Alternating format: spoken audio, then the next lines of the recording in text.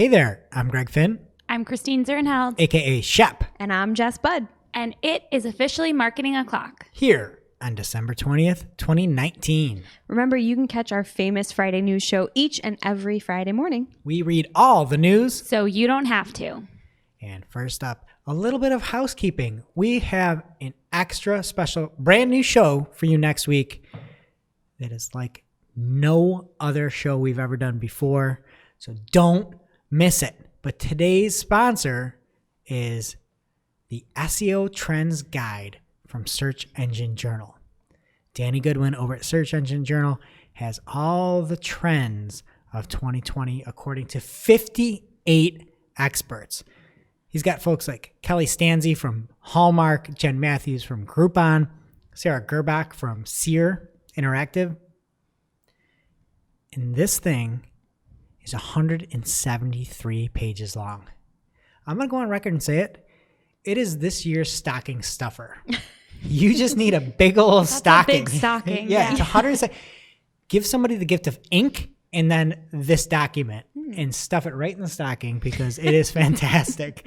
And you're going to learn a lot. There is also, if you want to just dip your toe in there, there's 10 main takeaways that Danny has compiled, and you can get it all for free over on searchenginejurnal.com/2020-SEO-trends, and it will not disappoint.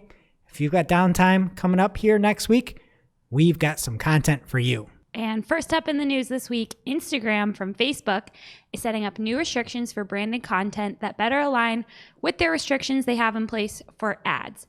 Specifically, they are banning branded content that promotes vaping, tobacco, or weapons. They said, our advertising policies have long prohibited the advertisement of these products, and we will begin enforcement on this in the coming weeks. Shep, what kind of ads are you going to get now? Barbies. Oh, okay. What about those weird baby ads you get? That's not a weapon nor a vape. What is the other one? Tobacco? Nor tobacco. Okay. My Barbies aren't out back like having a smoke break. And we'll Some of them look like they have been. They definitely do. We'll put it in the show notes, but Shep always brings in what is served up to her on Facebook's marketplace. And it is always the thing that you see in nightmares. Yeah. It's definitely not something you want to buy. And by brings it in, he doesn't mean she buys it and brings it in. She brings in photos. And just puts it in your face. She'll hold your phone right up to her face and show these creepy babies. I just want you to know what's out there. I actually appreciate it. Yeah, I do too. Okay, so what is this? Talk a little more about. Okay, so more on the news. They said they will be enforcing age restrictions for content promoting some other goods such as alcohol, diet supplements. It's always diet supplements. And there's no word on how they're doing this, but they said that they will. So we'll have to wait and see. They also mentioned in this article that they are opening up Facebook's Brand Collabs Manager to a select group of Instagram creators. This will help creators find brands to partner with and share insights and engagement with brand partners. So one of my biggest takeaway from this is that I guess we're calling influencers creators now, which I'm okay with that. Influencers so 2019.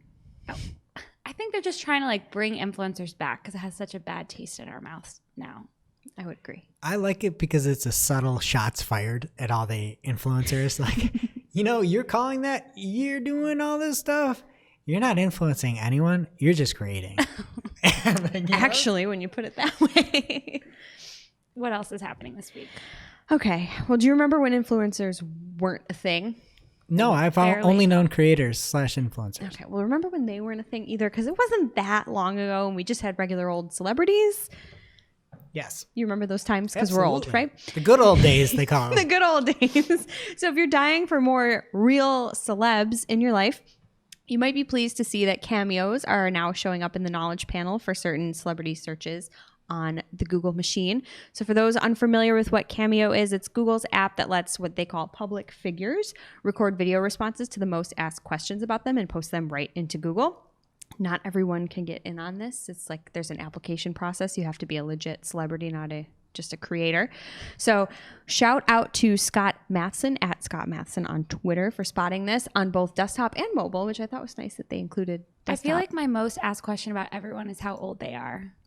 So That would be a really boring cameo video. do you think they'll be answering that? Maybe. I mean, Celine Dion, we talked about her. 51. Yeah.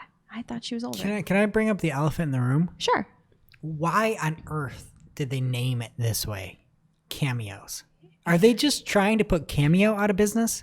Actually, that's a good point. I had to make sure that this wasn't that when I was looking at this news. Because you can go get anybody. That's where we saw the Sugar Ray singer, Mark McGrath. Yeah, with that viral post about breaking up with a girlfriend. And he was so nice. Did you watch that? I didn't. Oh, it was really nice. It was amazing. It was put so it in And the he nice. show starts it notes by so I can saying find something it. like, we're away, but we're still in your hearts.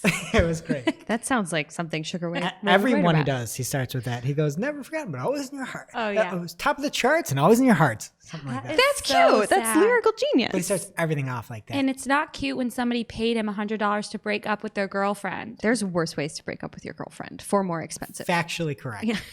And then the other thing is that there's a building going up next to our building, and their entire social media platform revolves around Cameo. It's amazing. And they're the worst cameos It's ever. D. Snyder being like, roar. good cameos You know, have we've you got seen? logistics.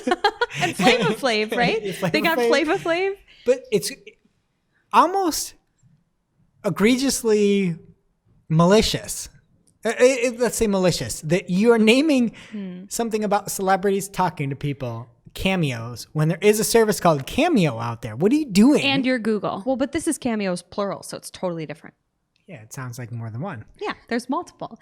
And they are out there. And I couldn't find any on my own.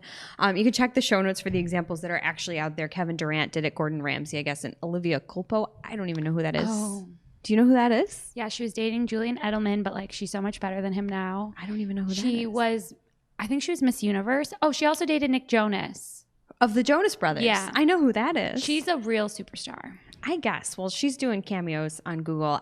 The only people that I could think of that I thought were like relevant that I actually cared about were Ryan Reynolds and Blake Lively, and I didn't see any from them. I thought for sure they would do it. Taylor Swift didn't either. You Shep. care about Ryan Reynolds and Blake Lively? I think they're a hilarious too. couple. Yeah. They're together? Oh yeah, they're Yeah. married. Oh, They have that's children good and news. stuff. Yeah. They're both just really funny, and they seem like that would be something that they would do, and they would have like a fun spin on it. They're friends of Taylor Swift. Are they? Because she doesn't have cameos Taylor either. Swift has a song where their baby is featured, is sampled in the song. Are you serious? Yeah, she Send says- me that. Gorgeous. Oh,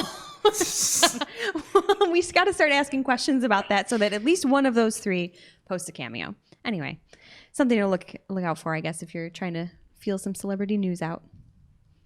But one other note, just from the celebrity standpoint, it's not only celebrities. They sent out a bunch of invites. Some people's invites got pulled, but there's other folks like search engine celebrities like Barry Schwartz who has cameos. That's a And you- celebrity. He's a celebrity. Yeah. I mean, I think everybody knows that. I was talking to my mother the other day, and she was talking about Barry Schwartz. And she's like, did you see his PER, his blog rate? He has really stepped up in 2019. Your mom is really savvy to a lot I of the things know. we talk about on the show. Good for her. Yeah. So, but there are other, I guess, maybe not what you would, some people would consider celebrities outside the Finn household. All right, fair enough. But it's not just any old bird that has several followers. Can't just Right, but apply. if Yeah. you have a knowledge panel presence, you may have gotten an invite. So go to your mail and search for cameos and see if that was something that you got. They must have missed me. I guess I'll have to check for it. I tried. I didn't have one. I mean, no surprise there. Wah. All right, next up is some more news from Google. And this comes from Danny Sullivan on his @DannySullivan Twitter handle. Just a little backstory. Earlier this year, the Speakable Schema property was announced for news, right?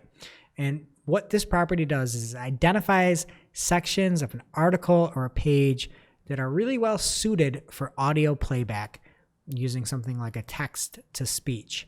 So many times things might be referencing an image or something that doesn't really lend well to just reading it back. And so speakable means that you wrote something very specific that works for a voice search, or there's something on the page that works well to be read aloud. And so this was only for Google News features. So you could do speakable markup on your Google News stories.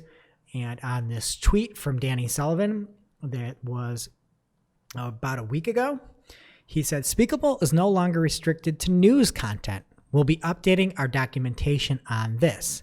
However, using Speakable markup on any site isn't a guarantee that the Google Assistant will always use it. Speakable also remains a beta feature. This is big news if you drive a lot of traffic for, or are in the market for a lot of traffic for things that are like answers in a way, right? Like you're saying, what is this? What is CRM? What is all these different features? Definitely work Speakable into your schema mix.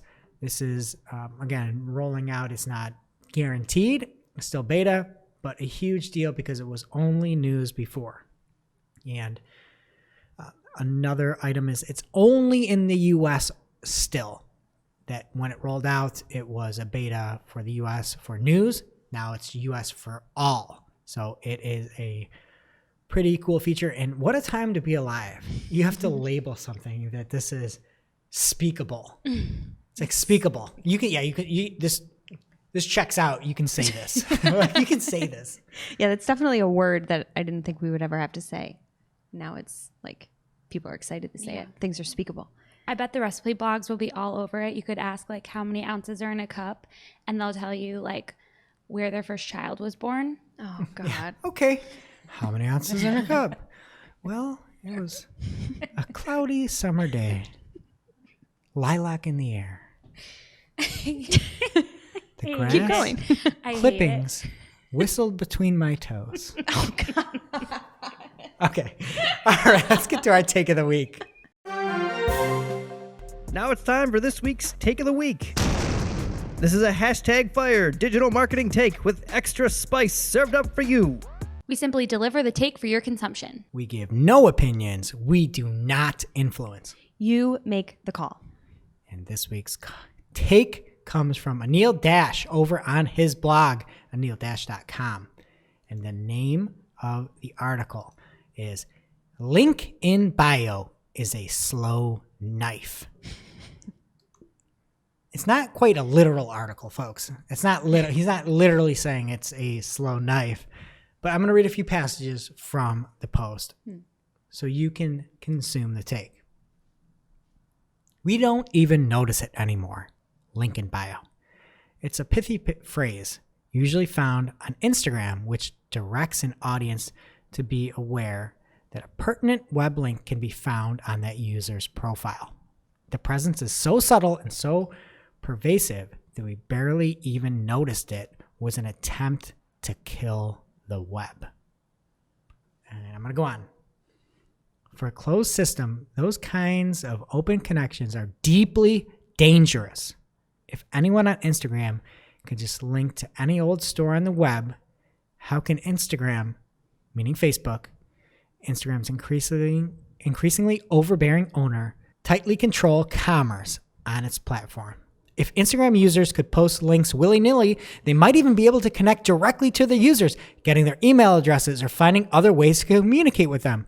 Links represent a threat to closed systems. I'm going to go with one of his concluding sentences. We're rapidly losing fluency in what the internet could look like. We've almost forgotten that links are powerful and that restraining links through artificial scarcity is an absurdly coercive behavior. Great take. Yeah, some strong writing. I would just like to point out the irony that our first story was about Instagram banning weapons, and now this guy is accusing them of murdering the internet with a knife. Well, if you want to read this full article, we have a link in our bio as well. Or a link in our show notes. Oh, I see what you did there. I didn't even catch that at first. I'm just so used to hearing It's it. a great take. It was good, yeah. Also, we talked about it before, but with the no-follow, not really no-following anymore, if people stop linking places, it makes the experience worse. Trying to find out the source of articles and not seeing that is tough. And when you want to actually get to a product that you see on Instagram or Facebook and you can't get there, Facebook's not as much, but Instagram, you can't get there. Yeah. You That can if you sucks. pay for They're it. doing a little bit better with the stories. Because you can swipe up. Swipe up. Now it's time for this week's lightning round. Pew, pew. At this point in the show, we split up our content into 3 parts: paid, Organic. And social. Here's what's happening in the paid universe this week. First up, Facebook says your Oculus VR data can now be used for ad targeting because, of course, that wasn't from the headline. That was me. This is great news because if you can target people that have an Oculus VR, every security system and company in the world should just target these people. You're putting They'll goggles buy on your anything. head. You're putting goggles on your head. You have no idea what's happening in your house. You need a security system. That's number one. Get a security system. Oh, a security system. Yes. That's Yeah, genius. that Yeah, is you have good. goggles on you. You don't know what's happening in reality. Get a security system. There you go. Wow. Tip of the week. So they said they have Hot tip. updated their privacy policy to say that they can use information about your use of Oculus products to provide personalized and improve Facebook company products, including to personalize the ads you see on and off Facebook company products. They don't really say what they mean by on and off, so that's a little spooky. Yeah, you could be like, oh, this guy is doing inappropriate things. This person's like looking at this tree. You know, like, we're like, what are you doing? Like, oh, this guy's just like, I don't know. Like, I'm sure you're doing. You could. Yeah, I feel like they're like training clone. Like, what else would you do with this data besides know someone's reflexes or something? Maybe What could they you do are. with it for ads besides the security system? I'm gonna be like, well, on average, this fake person is looking at a fake Ford over a fake Toyota or a truck over a car. I mean, how are you using it? You can use it for anything. Oh, I guess. I didn't think about brands in the games. You always think of that stuff, Craig. That's what I'm here for. But I feel like they're building an army or something based on what people are doing in the games. Yeah, maybe they're just trying That to was- gauge movement so that they can build better robots to Yeah. take over the world that behave more like humans. We're just jumping to conclusions here on marketing. Why not? It's the end of the year. Marketing conspiracy theory o'clock. .com. Next up, Mad Hive, an advanced TV advertising company, estimates 20% of streaming video ad requests are fraudulent, meaning marketers will waste $1.4 billion on fraudulent ads in 2019. Quick question: is that good or bad? I would say bad. Okay, Probably bad. yeah. agree. Quick poll. I'm no Mad Hive, but I would say that.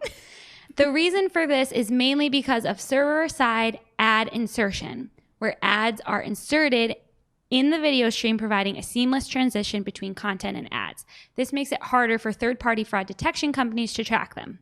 Supply-side platforms can also manipulate ad buys, and there's also a problem with geography misrepresentation, where fraudsters seeking high CPMs falsely claim their traffic is coming from US IP addresses. So basically, just don't trust anyone. Everyone's trying to fraud you.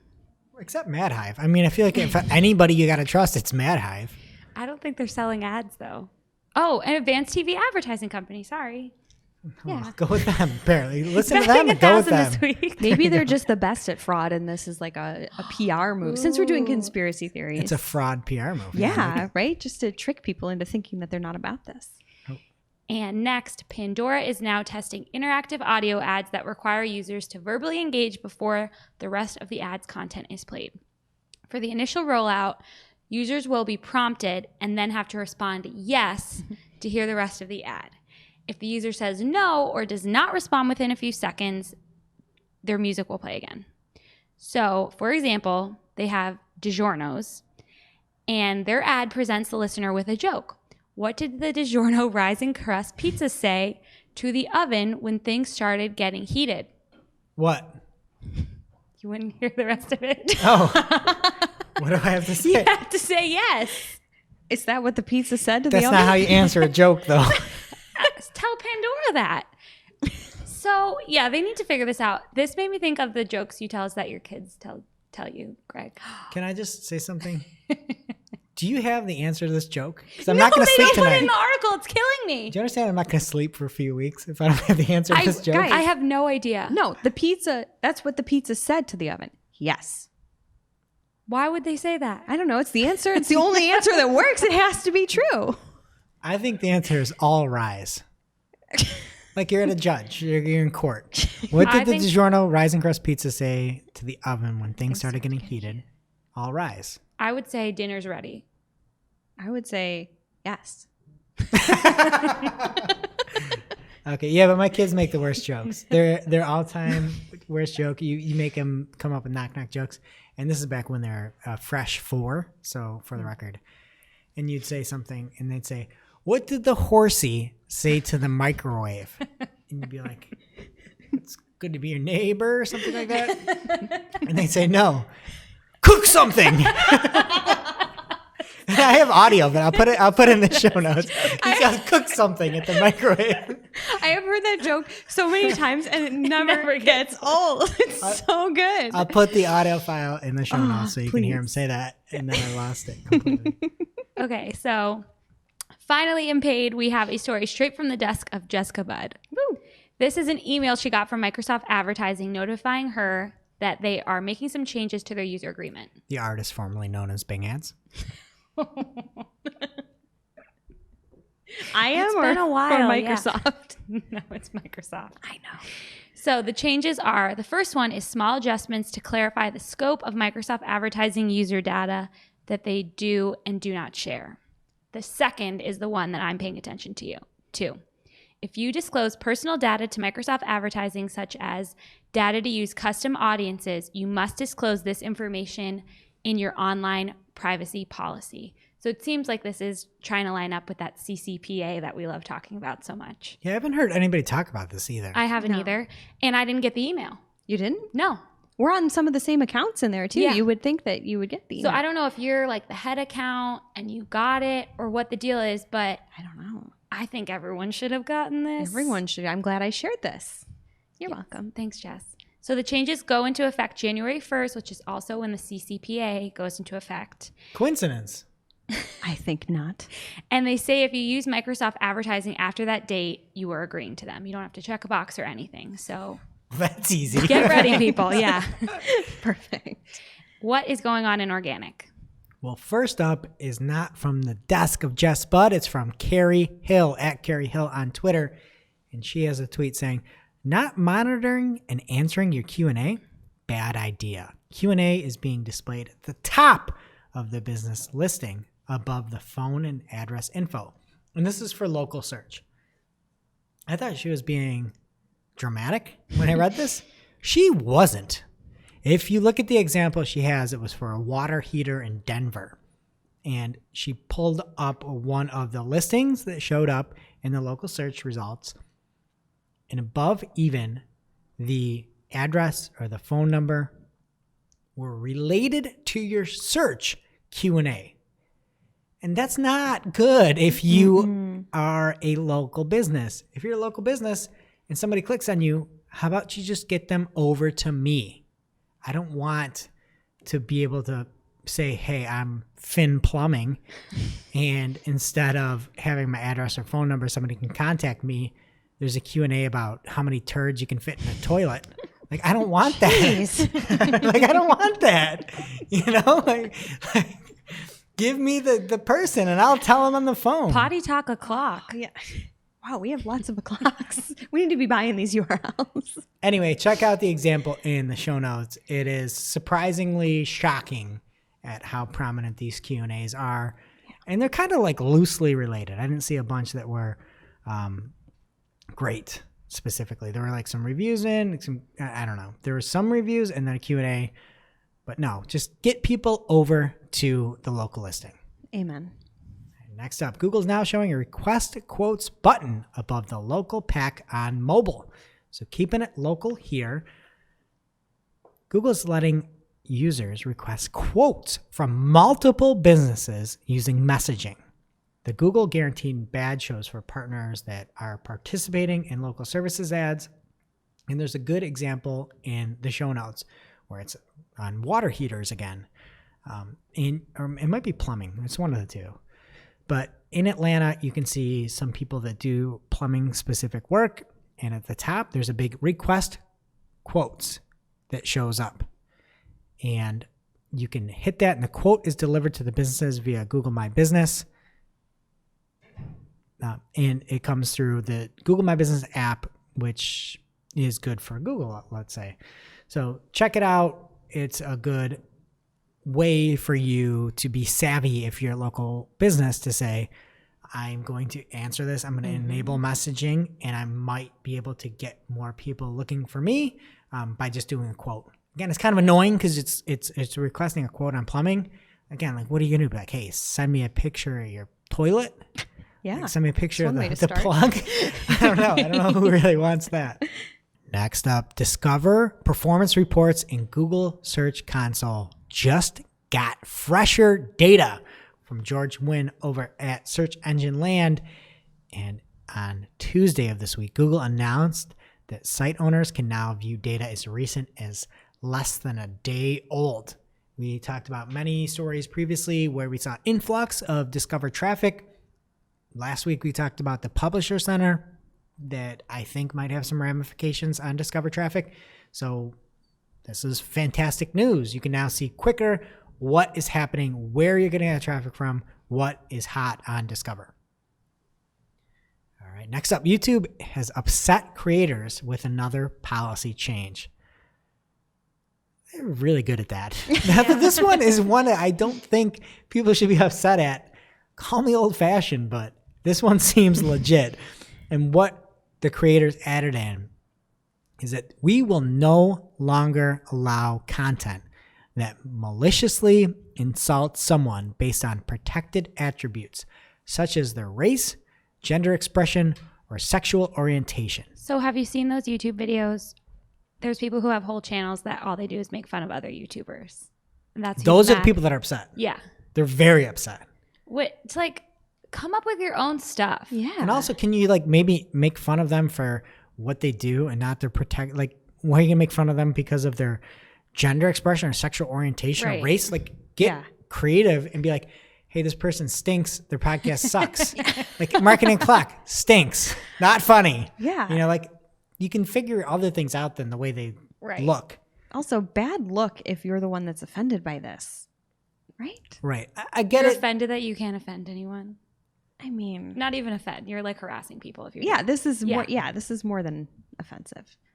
I agree. And it applies to everyone from private individuals to YouTube creators to public officials. Good. So great.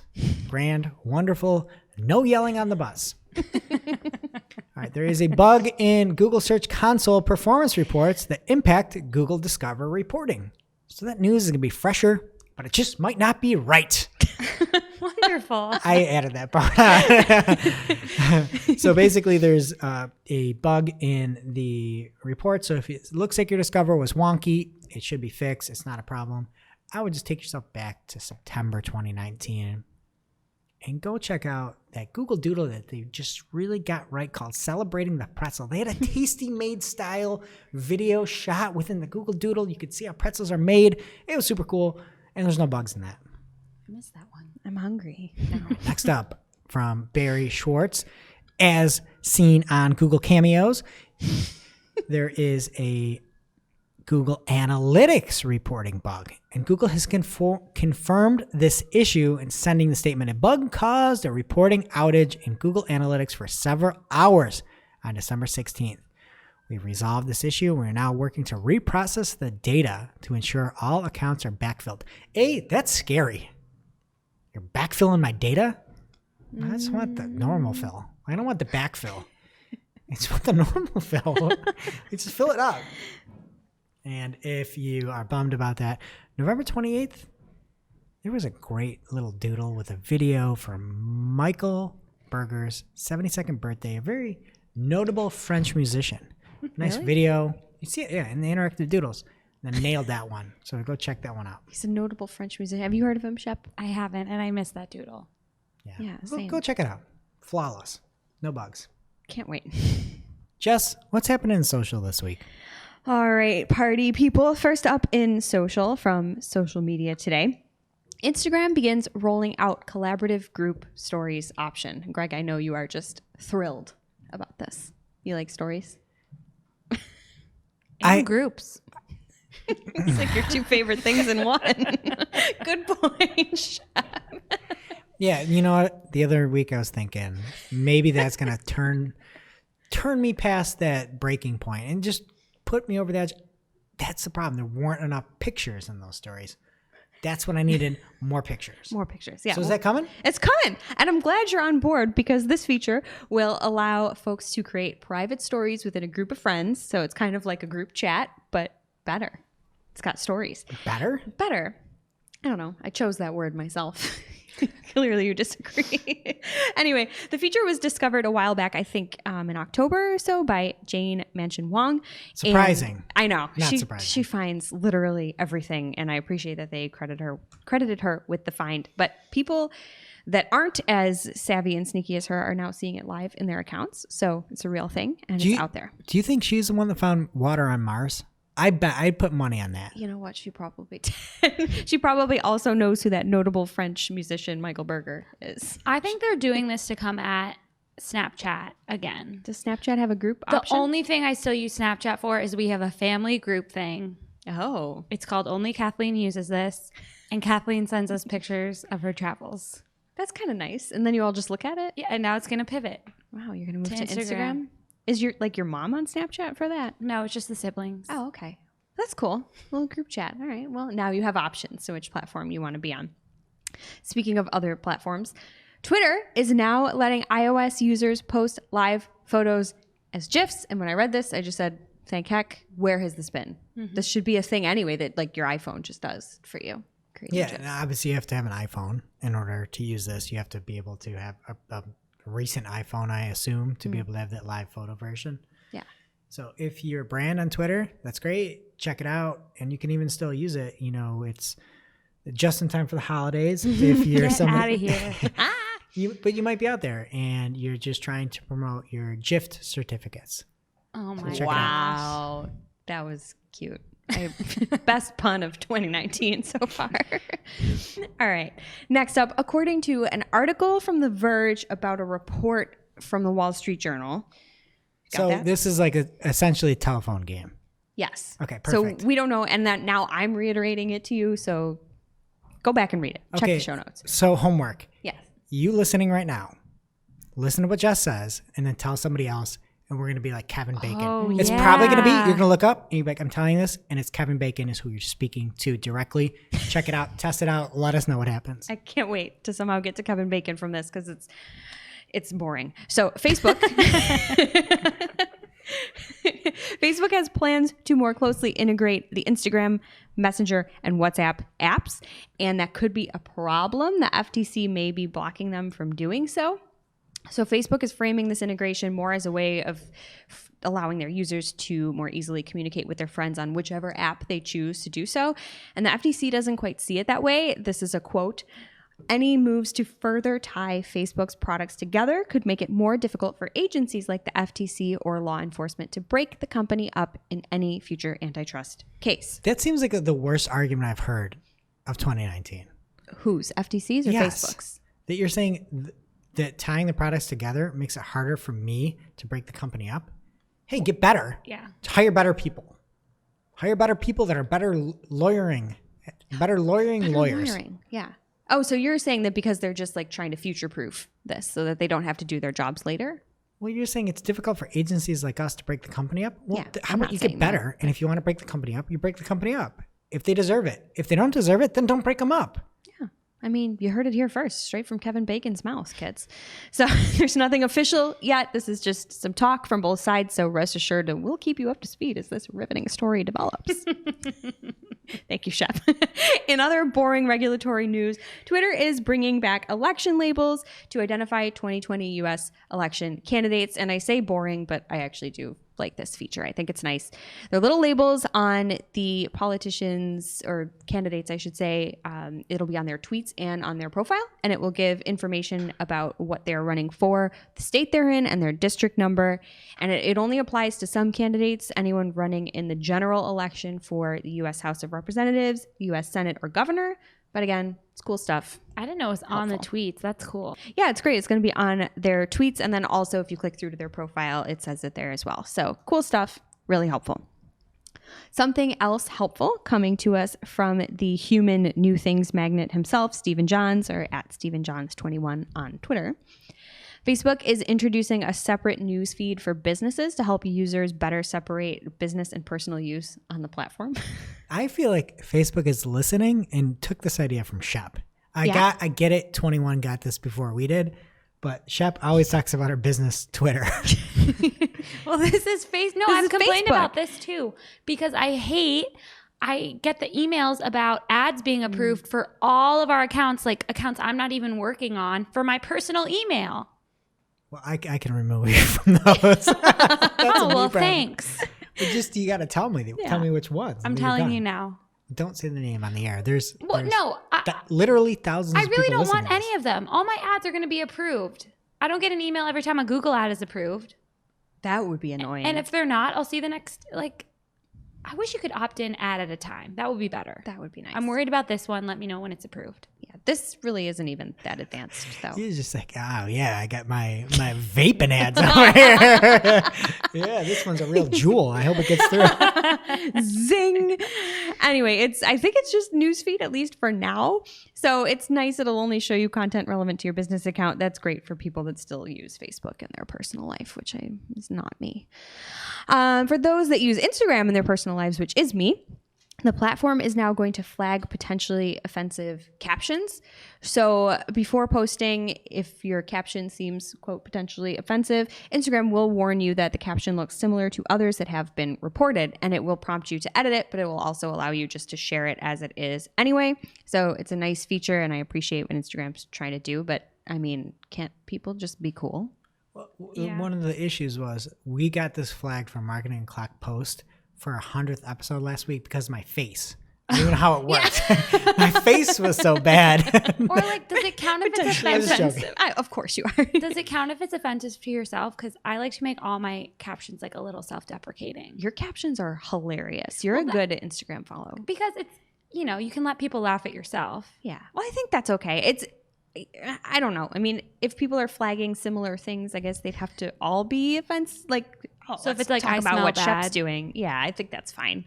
I don't know. I mean, I just, again, I wish that people could just be cool and we didn't have to have things like this. But it's almost 2020, and here we are with the internet. So, all right, next up.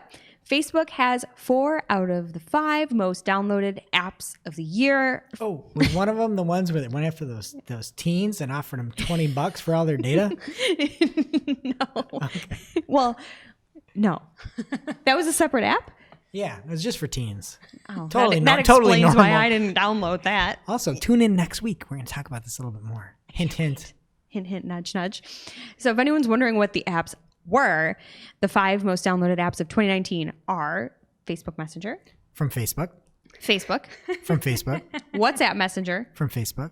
Instagram. From Facebook. And TikTok. Okay, but Facebook Messenger is cheating. It's a separate app. But they make you download it. That's true. It's so obnoxious. Yeah, you're right. I don't have Facebook Messenger. I don't even have Facebook. I don't even know how to get Facebook Messenger. But somebody messaged me last year when I didn't have Messenger. I didn't get it on Facebook. I thought it was just a note. That is a horrible experience, that Facebook and Facebook Messenger. They should really let you set something that says, I do not use this. Call me. Because I get messages from people like, did you get my Facebook message? No, I didn't. It's a slow knife, Jess. Fair enough. All right, this just in, guys, because I like to break the news. Influencer marketing grew this year. I don't hear any gasps.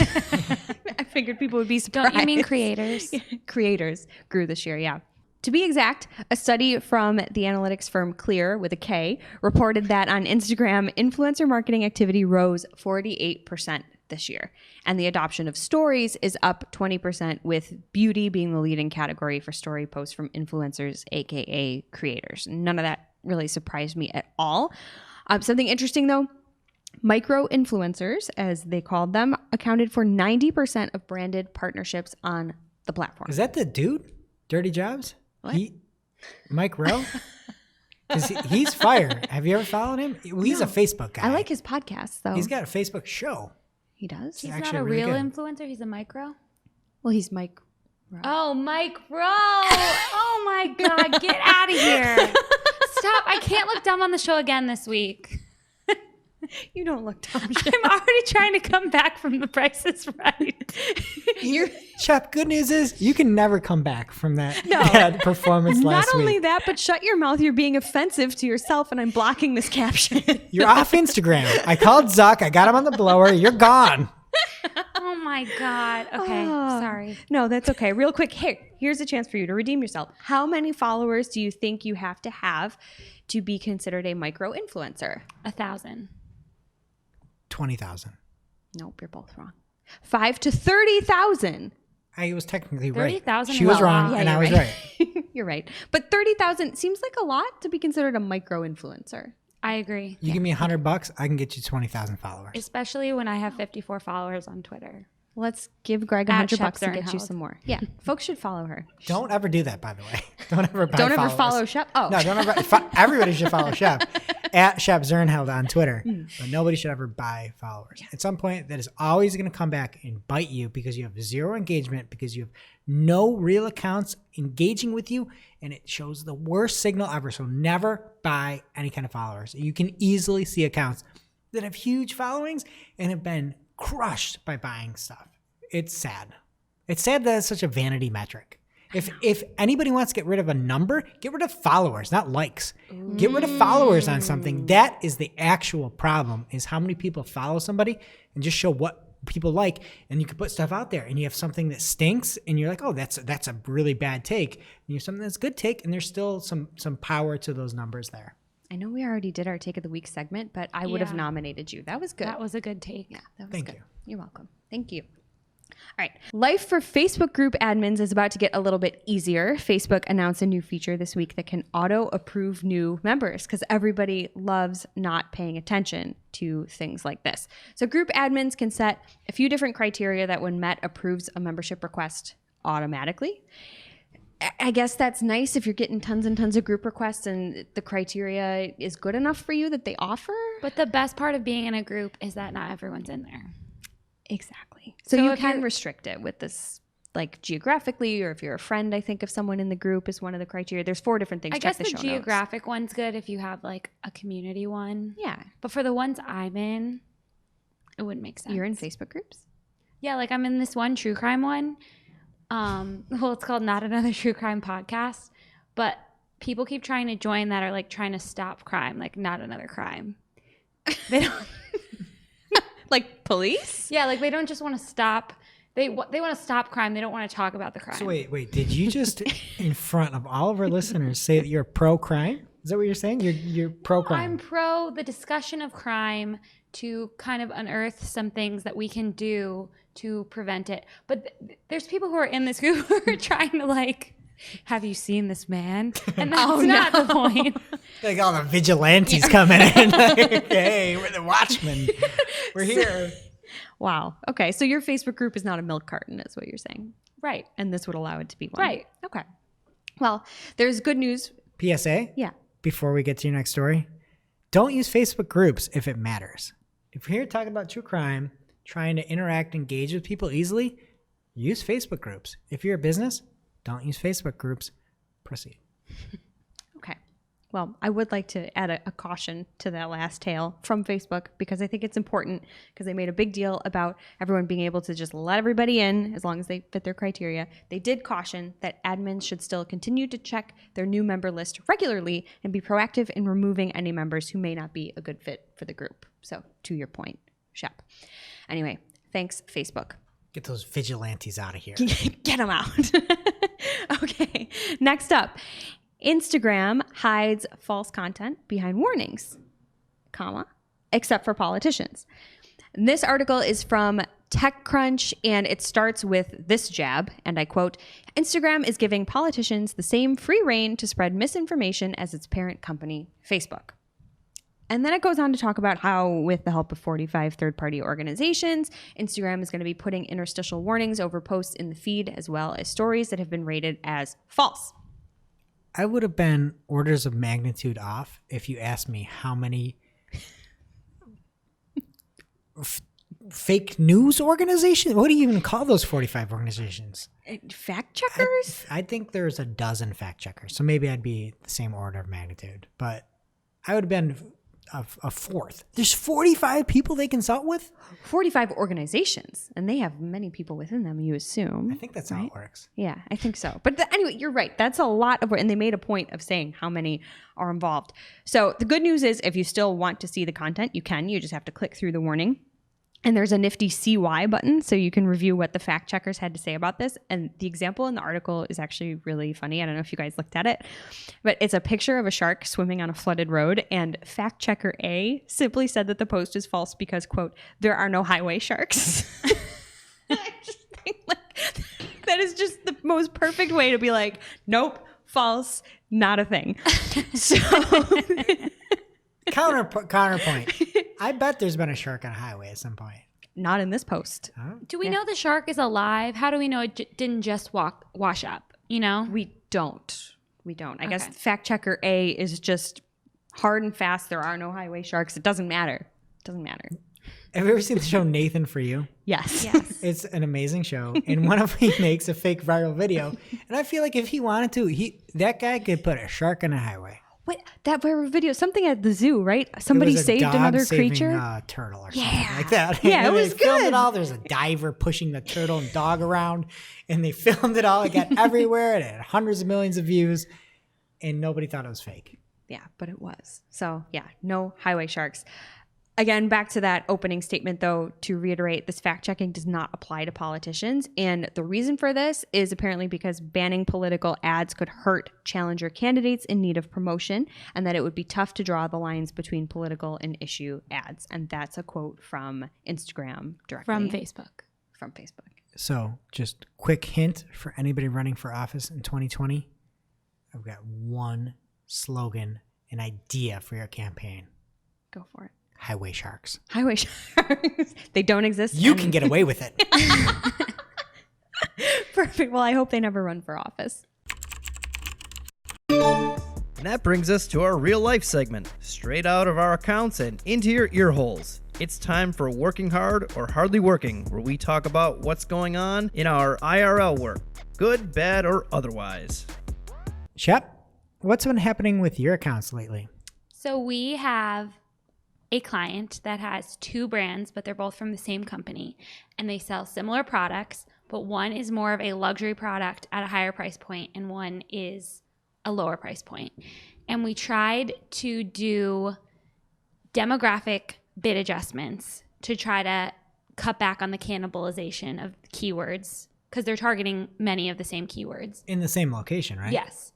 So we bid up 75% on the top 20% of incomes, and we bid for the luxury brand, and we bid down 75% on those same incomes for the one that wasn't the luxury brand. And what we found was just that we lost all of our traffic and all of our impressions for the non-luxury brand, which I just never have a lot of luck with bid adjustments. I found if you really want to use them, you just need to make a separate campaign. It takes a lot more time. Turn off whatever you were bidding down on. I just never have luck with them. Personally, I know Greg disagrees. You showed me bid adjustments based on in-market stuff that you were doing a great job on. They didn't end up working. It would work better if we broke it out and excluded. Well, I will show you examples of my in-market that are great. Okay. And those are audiences, not demographics. It's Correct. a little different. True, factually correct. What is happening with your accounts, Jess? So this past week, I was getting everybody's favorite error in Facebook ads, not error, warning, quote, some text in images. And this was fun for me because this was for a dynamic ad, and all 4 of the images that I had loaded in were literally just of fireworks against a skyline, and there was not a single character of text in any of those images.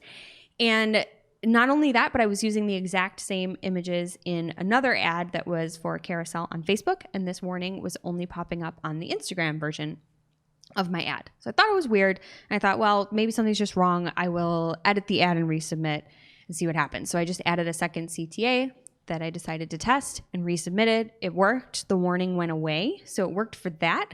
But the only thing is that I didn't see a crazy spike in reach in the days after the change. So it's a remarketing campaign, and reach has been steadily increasing anyway as the audience builds. But it wasn't like some text and image, which is supposed to limit your reach, was actually doing anything because I didn't see a big spike after that change. So I'm kind of thinking the warning was just bogus and that I wasn't really being stifled by text. But I would just love to know if anybody out there is having that same problem. So hit us up on Twitter and let us know what your experience is if you have one similar, because it seemed very, very strange to me. Greg, anything happening fun for you? Yeah, I have something I guess it's a split between hardly working and working hard. And we had a client that is going in another direction in 2020 this year.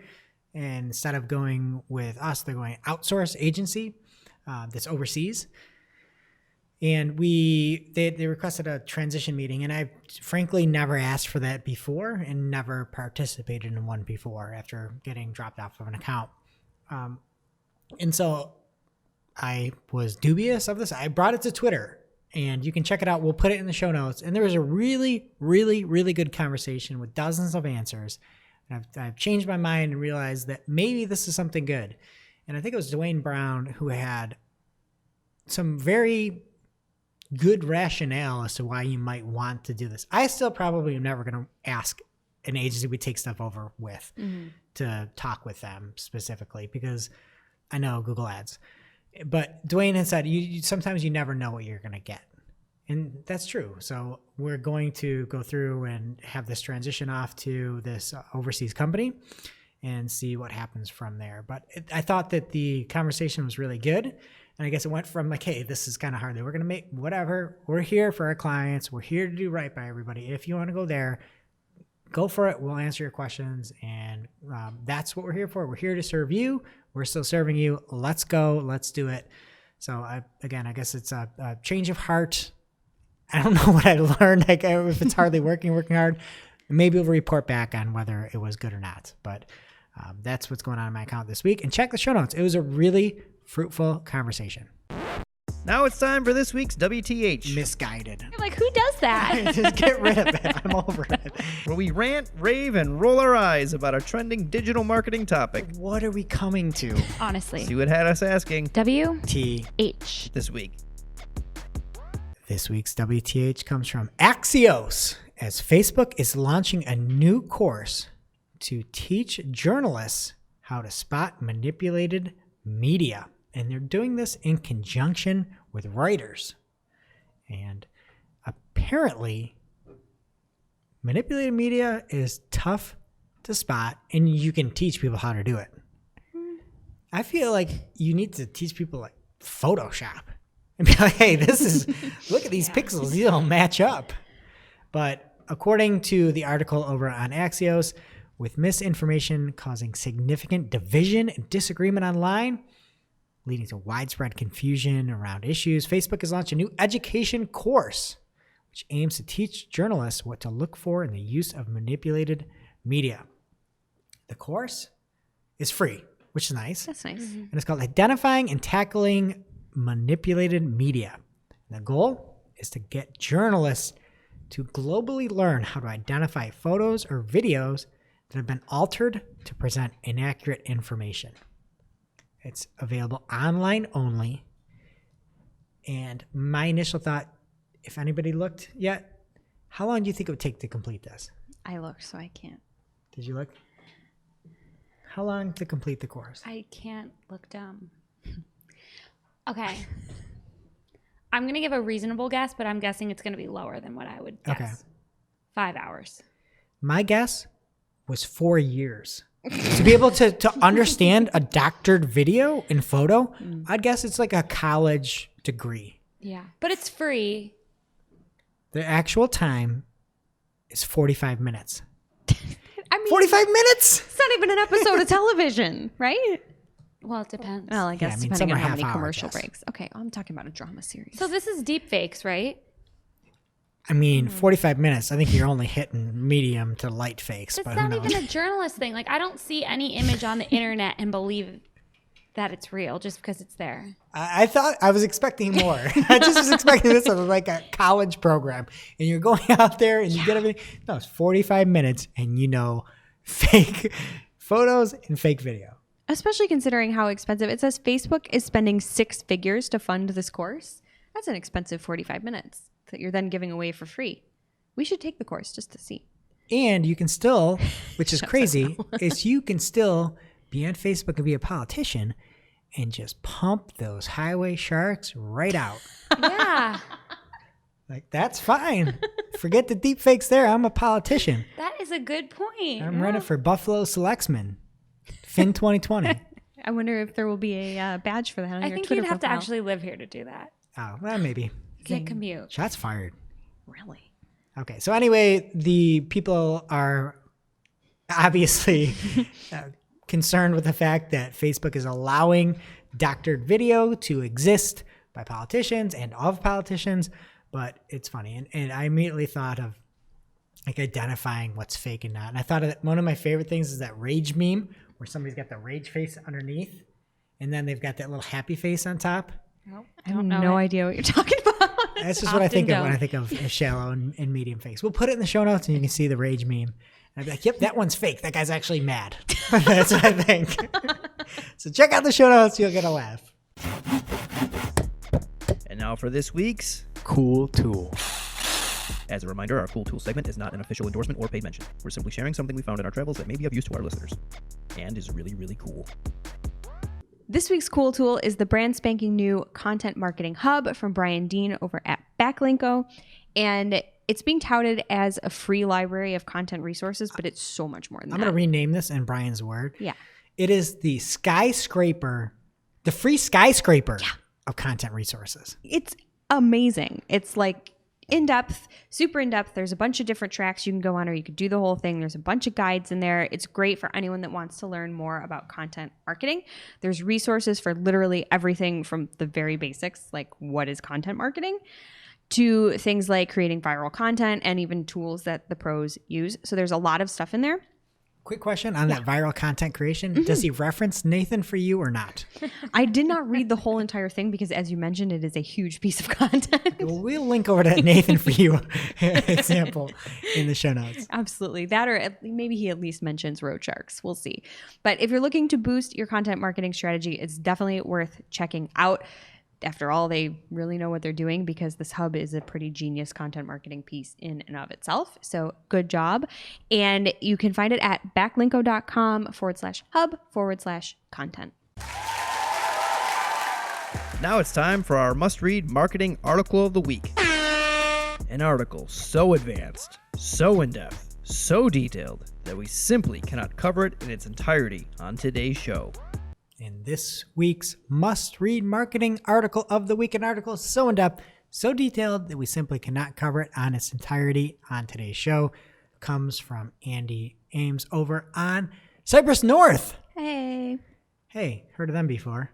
And he had an article called How to Use the Countdown Customizer in Your Google Search Ads. And even though this is something that we created and Shep had a huge hand in, it's something very valuable, and there hasn't been a lot this week that's worth sharing. So he talks about if you're doing Google Ads, what is a countdown customizer, some of the pros that you get with a countdown customizer, some tips and tricks. There's some good stuff in there too. And the coolest thing that I learned from this article is that countdown customizers do not count towards your character counts. So you get extra characters when you use countdown customizers. It also covers the limitations, and there's lots of screenshots. So if you're worried about using this, think it's too advanced, don't worry. Check it out in our show notes. Thank you, Andy. All right. That does it for today's show. Thank you to Danny Goodwin over at Search Engine Journal.